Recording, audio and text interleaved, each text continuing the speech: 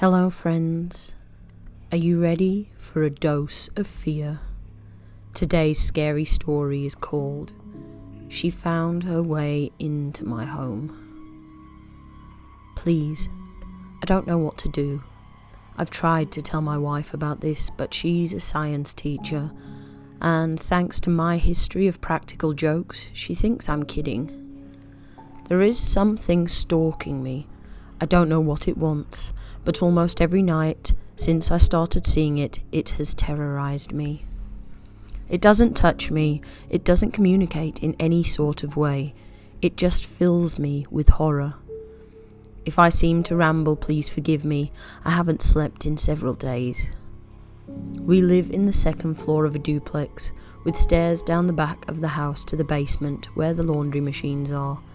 There's a door at the bottom of the stairs before the door to the basement that looks out onto our back porch and into the backyard.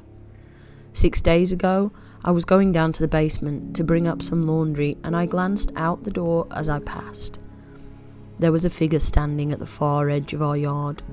Her back was to me and she was just standing there, looking into the woods beyond our yard. She was dressed in nothing but a light gown.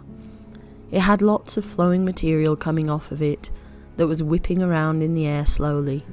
The whole scene creeped me out instantly, but I thought she might be a friend of our downstairs neighbour, so I continued to the basement. When I came back up, she wasn't there. The next night I went down again, and as I passed the back door I looked outside. The woman was back. She was exactly like she was the night before, facing away, not moving. The hair on my arms and neck stood up straight when I saw her. I was even more creeped out when I realised she was in the same clothes as the night before. That's when I did something I shouldn't have. I opened the back door. Leaning out, I called to her to see if she was okay. She didn't respond. She didn't make any sort of indication that she'd heard me. It was freezing cold, so I shut the door and locked it, coming back upstairs afterward. I looked out the window and she was gone again. Later that same night, I was in the bedroom getting ready to go to sleep. Everything was dark because my wife had gone to bed before me. Our bedroom looks out over the backyard and my side of the bed faces the windows, so I have to go past them to get in. As I was doing so, I suddenly got the same deep dread feeling in my stomach that I had gotten the first time I saw the figure in the backyard. Something compelled me to hesitate by the windows. My hands were shaking as I pulled the curtain back a bit and peeked through the shades into the backyard. It was a clear night, so the backyard wasn't shrouded in darkness. The woman was standing in the middle of the backyard, no longer at the edge of the woods, facing the house with her head tilted up to look directly at the window I was peeking from. I jerked away instantly, afraid she had seen me.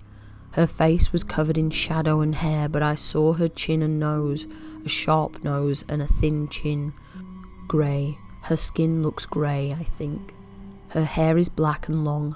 I was so scared, I jumped into bed and covered myself with the covers. The next day I played outside in the snow with my 4-year-old daughter. She wanted me to pull her on her sled in the backyard, but just the thought of going back there made me scared again. So I talked her into digging holes in the snow in the front yard. That night things went from bad to worse. Somehow I had managed to forget about the woman. Then in the middle of the night my daughter started crying.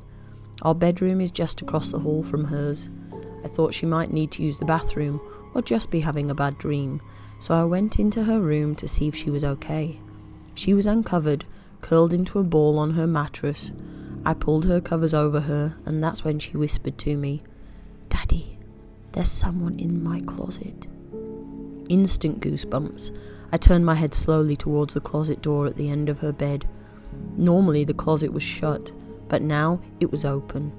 The woman was standing in my daughter's closet. Not even when it was clear that I'd saw her did she move to make a sound, just stood there and looked at me through the cracked open door. My blood ran cold when I saw her. "Get up," I told my daughter. "Get in my arms, quickly, quickly." She scrambled up and hugged me tightly and I walked backwards out of the room, watching the closet the entire time. In my mind, I imagined her throwing the closet door open and running at us, arms outstretched. I just hugged my daughter and walked back into my room. The woman never appeared in the doorway. I heard no movement from my daughter's room. I tucked her up into the bed and stood there watching the doorway to her bedroom. I did not go back in. I just stood there and watched and listened. When I finally got the courage to climb into bed, I didn't sleep. Sunday, I told my wife everything. I told her about the first time I saw this woman. I told her about calling out to her and seeing her from the window. I told her that she had appeared in our daughter's closet. She told me it wasn't funny, that it was my fault for our daughter's bad dreams, and that I shouldn't encourage her to be afraid of her closet. Sunday night, my daughter called to me again from her room. Call me a coward, but I couldn't go back into that room. I called her quietly to come get in our bed, but she cried and said she was scared. I wanted to go and get her, but I was scared too. I told her to pull her blanket up and cover herself. Just cover yourself, honey, and you'll be okay. I prayed that it was true. I laid there, peeking over the sleeping form of my wife and out into the hallway at the closed door of my daughter's room, and just kept praying. I heard her cry a while longer, then she went quiet, and I hoped that she was asleep. Monday, I piled toys in front of the door to her closet. By that time, there was no doubt in my mind that this was some sort of ghost or apparition, but I piled things in front of the closet anyway, like a pile of toys could stop a ghost. Monday night, my daughter did not cry, but I didn't sleep. I lay there, looking at the ceiling, tense. Around 2 a.m, I heard her bedroom door creak open, and I knew something was wrong. She must be scared, I thought, so I called to her like before. Just come to me, and you can sleep in our bed, sweetie.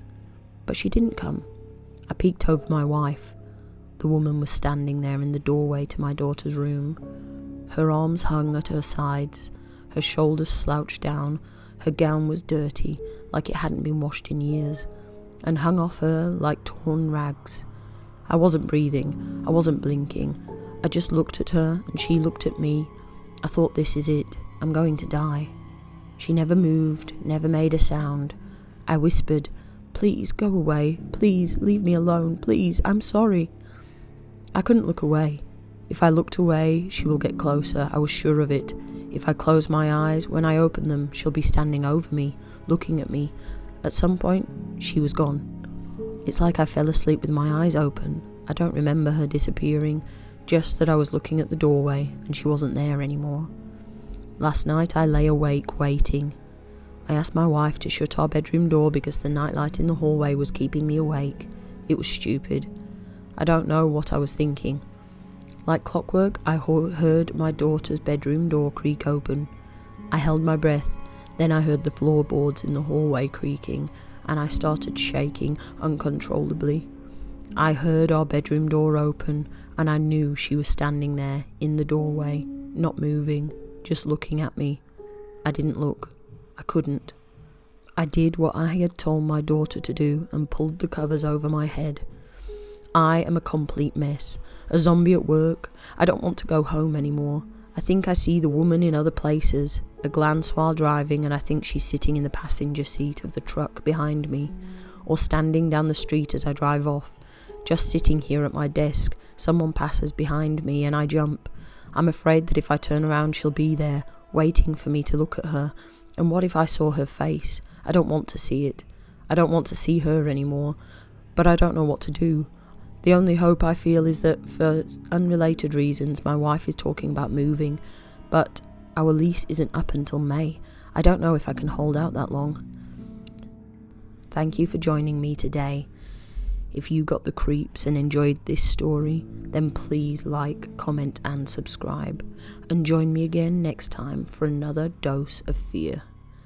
Until then, take care, friends.